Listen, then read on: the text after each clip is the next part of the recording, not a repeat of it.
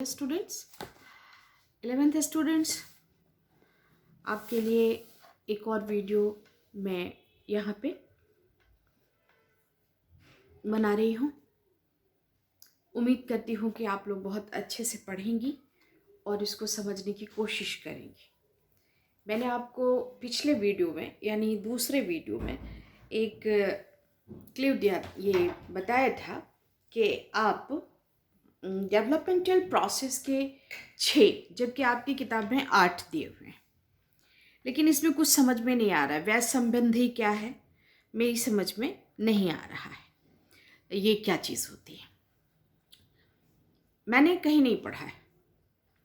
तो अब हम लोग बात करेंगे कि पहले छः स्टेजेस में हमने आपको बताया है। देयर इज सिक्स स्टेज, और हर स्टेज का सिर्फ वृद्धावस्था को छोड़ के, ये रिकैप है, पिछले वीडियो में मैंने ये बातें आपको स्पष्ट कर दी हैं।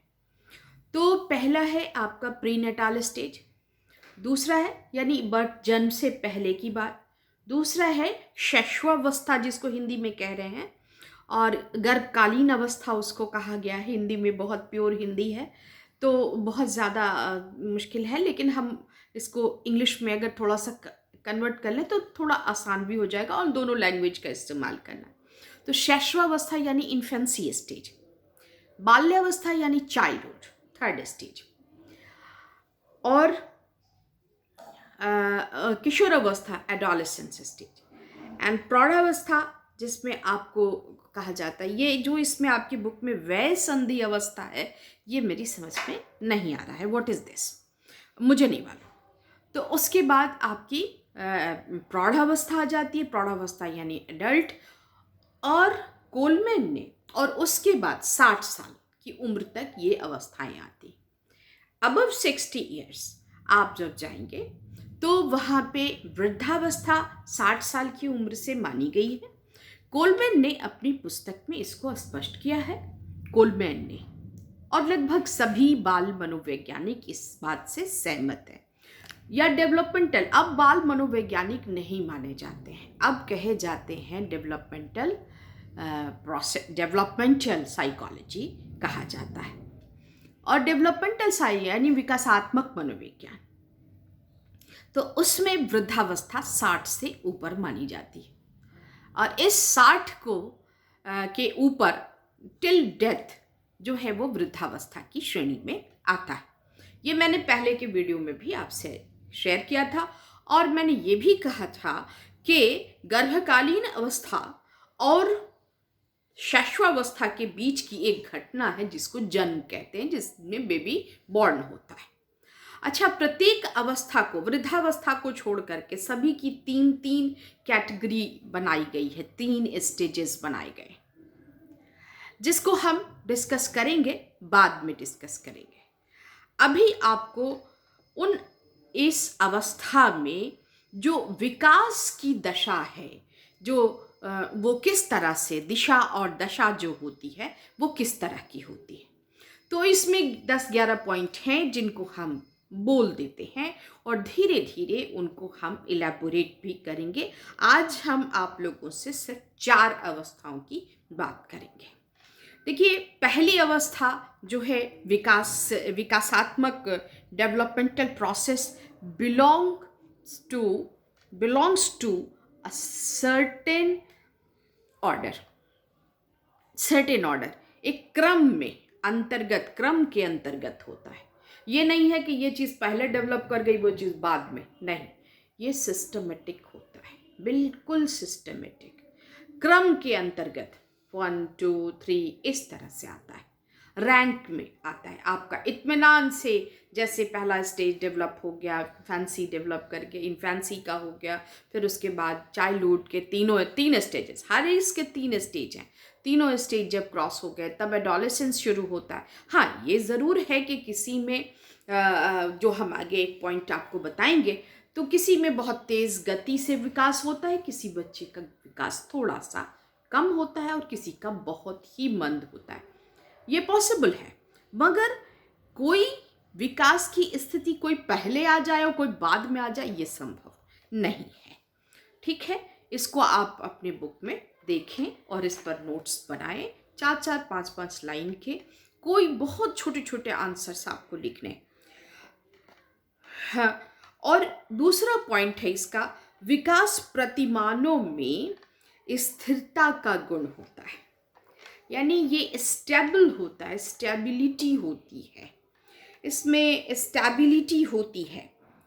तात्पर्य ये कि अवस्था से जो प्रायः विकास के परिप्रेक्ष्य में देखी जाती है। यदि एक बालक जो है वो स्टेबिलिटी होती है, एक बालक अगर बचपन में शो करता है कि वो बहुत ही तीव्र बुद्धि का है, तो आगे भी उसकी यही दशा रहेगी। इंटेलिजेंस लेवल उसका कभी भी लो नहीं माना जाता है। अनटिल अनलेस कि किसी तरह का कोई की बीमारी हो जाए, जैसे मेनिंजाइटिस है या जिसमें जो दिमागी बुखार जिसको कहते हैं, इंसेफेलाइटिस है, या किसी भी तरह की, या इंजरी कोई हो जाए, किसी तरह का एक्सीडेंट हो जाए। लेकिन इसमें ये बात मानी जाती है कि जो मंद बुद्धि हैं वो लगभग मंद बुद्धि ही रहते हैं, और जो तीव्र बुद्धि हैं वो बच्चे तीव्र बुद्धि ही रहते हैं। ये बात स्थिरता होती है उसमें, ये बात कही गई है, और ये लगभग सभी डेवलपमेंटल साइकोलॉजिस्ट्स ने इस बात को माना है।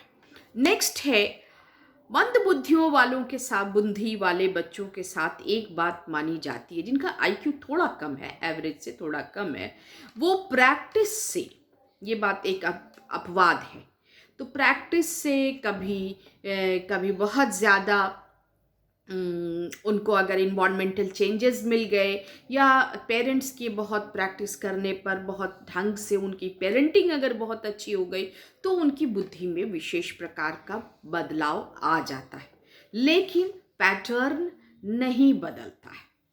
चलिए हम तीसरे पॉइंट पर आते हैं। और विभिन्न अवस्थाओं में, डिफरेंट स्टेजेस ऑफ डेवलपमेंट में विकास की गति निरंतर चलने वाली, कोई ये नहीं है कि किसी स्टेज में आपका विकास जो है रुक जाएगा, नहीं। तो हम कह रहे थे कि डेवलपमेंटल प्रोसेस एक स्पीड से चलता है, ये नहीं है कि किसी उम्र में आपकी डेवलपमेंट जो है वो रुक गए, नहीं, इसका एक निरंतर प्रोसेस होता है और एक पर्टिकुलर स्पीड से ये चलता रहता है। और इस प्रकार मानव प्रत्येक व्यक्ति के प्रत्येक अंग और उसके मानसिक विकास संबंधी गतिविधियों का क्रम बना रहता है, एक श्रृंखला बनी रहती है, ये कभी रुकती नहीं है, बना रहता है। अनेक बार प्रतीत होता है कि बालक में कोई गुण अचानक आ गया हो, परंतु वास्तविकता ये है कि वो गुण उत्पन्न होने से पूर्व एक विकासात्मक प्रक्रिया निरंतर बनी रही है।